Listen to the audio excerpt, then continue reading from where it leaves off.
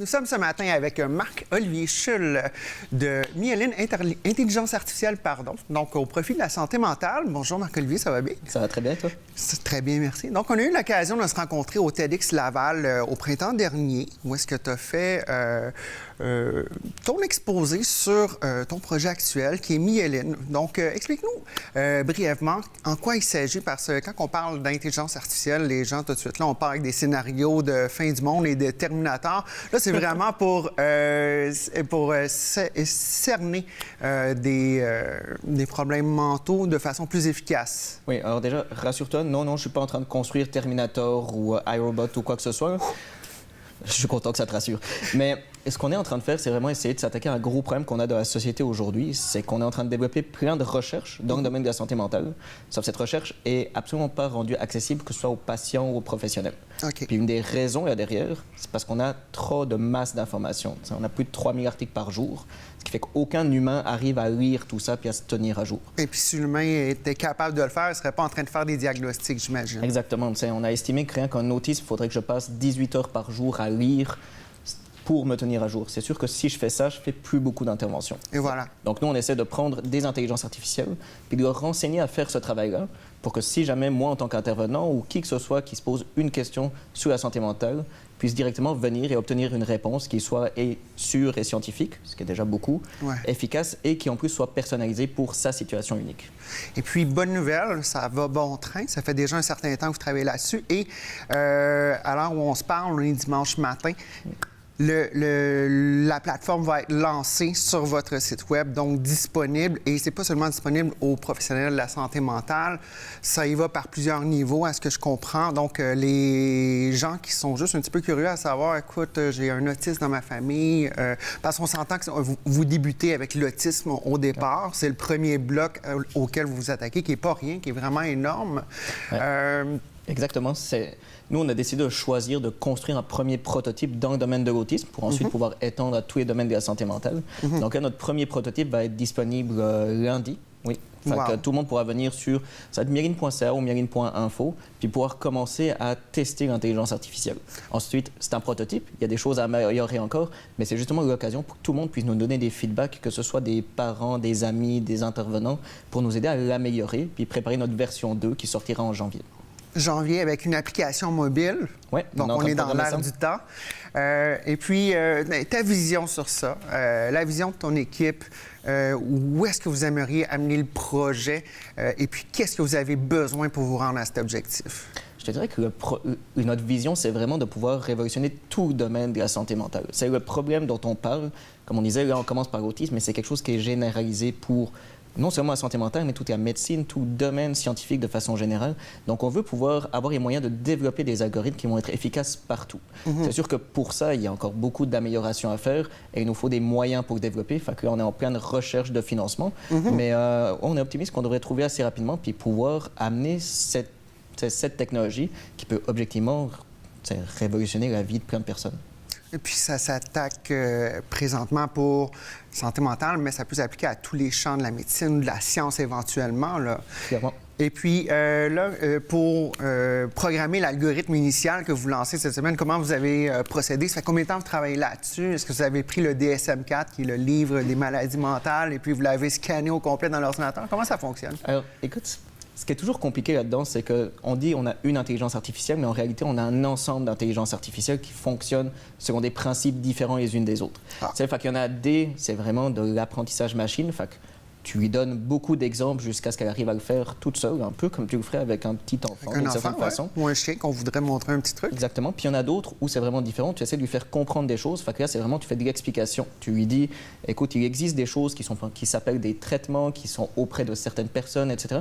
Puis là, c'est vraiment, tu programmes. Et oui, on s'est basé sur les livres diagnostiques comme le DSM-5 maintenant. Oui, c'est vrai. L'ICD ou d'autres livres comme ça. On a été faire des revues de toute la littérature scientifique qu'on trouvait pour pouvoir donner toute une base qui lui permet de raisonner là-dessus.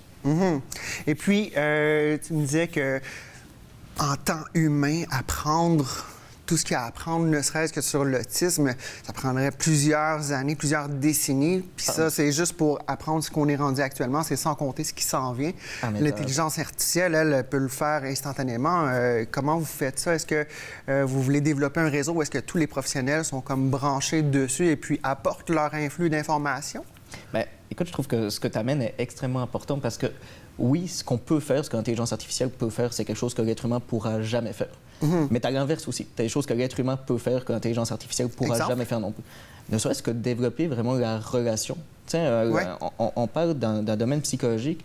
La relation que tu as avec la personne, la compréhension, l'empathie, toutes ces choses-là, peut-être qu'un jour l'intelligence artificielle pourra faire, mais on en est encore très loin. Fait que nous, notre vision, c'est vraiment de pouvoir permettre aux personnes et à l'intelligence artificielle de travailler ensemble. Donc oui, on veut brancher tous les professionnels, on veut le donner accessible à tous les parents, à toutes les personnes touchées, pour que vraiment ils puissent éviter de perdre du temps à chercher des informations, puis pour se concentrer sur développer la relation, passer du temps avec les personnes, qui nous semblent être des choses beaucoup plus importantes. Tout à fait. Et on parle d'intelligence artificielle, on parle de personnes autistes. Les personnes autistes, souvent, on a la perception qu'ils sont comme un petit peu dans leur bulle. Est-ce que ça pourrait servir d'interface pour aider à mieux les comprendre ou c'est vraiment seulement un outil diagnostique? Alors, déjà, à la base, ce n'est pas vraiment un outil de diagnostic, c'est un outil d'information. Ensuite, est-ce que ça pourrait être quelque chose qu'on pourrait utiliser pour aller plus loin, pour aller vers des débuts de thérapie ou des choses comme ça? Oui, on pourrait. Ce n'est pas notre objectif à court terme. Pour l'instant, on est vraiment dans l'optique de, nous, ce qu'on veut, c'est donner aux gens la possibilité de faire des choix libres et éclairés. Mais oui, ça a été démontré, puis pas seulement dans le domaine de l'autisme, qu'il y a beaucoup de personnes qui sont plus à l'aise, que ce soit par écrit, par des chatbots, que ce soit même parfois avec des systèmes automatisés, parce qu'ils sont peut-être moins jugés ou d'autres choses.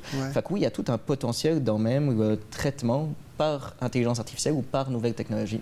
Wow. Et là, vous êtes en recherche de financement. Est-ce que des paliers gouvernementaux qui vous ont aidé jusqu'à maintenant? Qu'est-ce que vous cherchez? Vous cherchez des investisseurs privés, des corporations? Écoute, jusqu'à présent, nous, on a été aidés beaucoup par nos partenaires, que ce soit justement l'École de psychoéducation de l'Université de Montréal, la Fédération québécoise de l'autisme, pas forcément au niveau financier, mais vraiment au soutien technologique, au développement du produit. Maintenant, c'est ça, on cherche de l'argent pour pouvoir atteindre l'extension à tous les domaines de la santé mentale. Je te dirais que le type d'investisseur n'est pas si important que ça. Ce qui est important, c'est vraiment la vision. On a une entreprise sociale, on a une entreprise qui veut changer le monde, on a une mission derrière. Ce qu'on cherche, c'est, que ce soit du gouvernement ou des investisseurs privés, des personnes qui ont cette vision-là pour qu'on puisse continuer d'aller dans cette optique puis vraiment amener un changement qui nous semble positif. Là, tu débarques fraîchement de l'avion, tu es encore jet lag. Complètement. Tu viens de Copenhague pour... Qu'est-ce qui s'est passé là-bas? C'était comme une compétition pour des business qui ont des idées un petit peu... Oui, en fait, c'est une compétition... Cutting edge? Oui, ben, c'est sur la créativité. Fait que c'est une compétition qui s'appelle la Creative Business Cup, qui en fait se passe en 2 étapes. Il y a toujours une étape dans chaque pays. Donc, nous, on a été nominés pour représenter le Canada. Puis, on était dans la partie compétition internationale.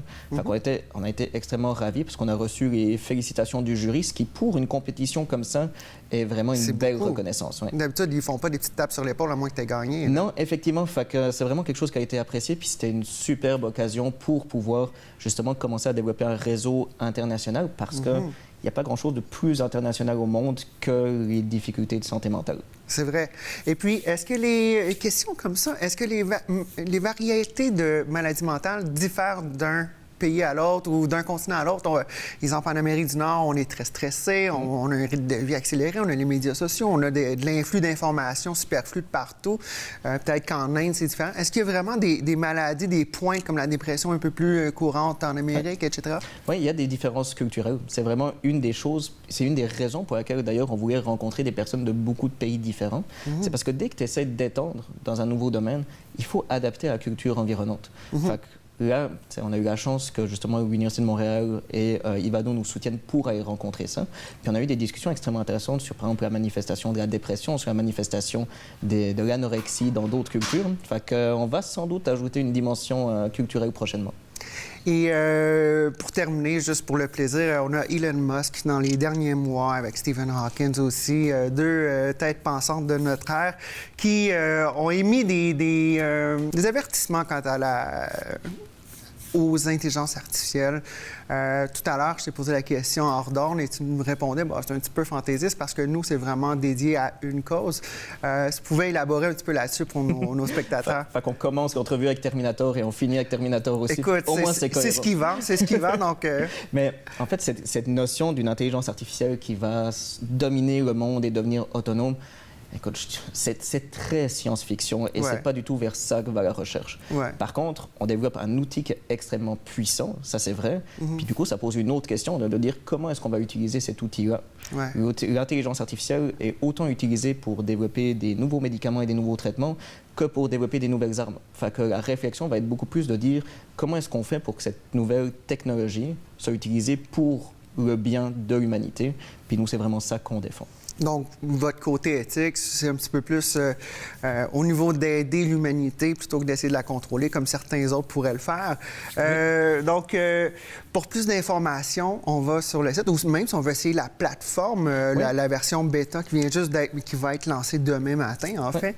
Vous pouvez aller simplement sur myeline.ca, puis actuellement, ce sera l'endroit le plus efficace pour trouver toutes les informations. Et puis, les paliers d'entrée sont gratuits, comme tu m'expliquais. Évidemment, ça avait une clinique en santé mentale, là, il y a un autre processus qui s'applique. Comment ça fonctionne brièvement pour ce qui est des cliniques, des médecins qui voudraient aller chercher un petit peu plus haut dans le en fait, c'est ça. Nous, on est une entreprise sociale, comme je le disais avant, donc on a toujours une partie qui va être gratuite dans la logique du freemium, parce qu'on veut que tout le monde y ait accès. Ensuite, quand on veut des services supplémentaires, comme par exemple des analyses statistiques plus avancées pour des cliniques ou pour des intervenants, pour des choses comme ça, là, les personnes peuvent nous contacter, puis nous, on peut se créer des services sur mesure. Puis au bout d'un moment, on va commencer à sortir des packages déjà préfaits pour certaines entreprises. Tel type de clinique, tel type d'entreprise.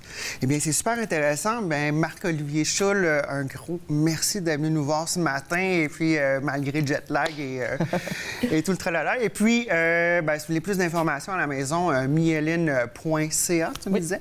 Donc, on va aller voir ça. Et puis... à partir de janvier, la version 2.0 qui sera optimisée avec les nouvelles informations. Oui, donc donnez-nous le maximum de commentaires pour qu'on puisse faire une bonne version en janvier.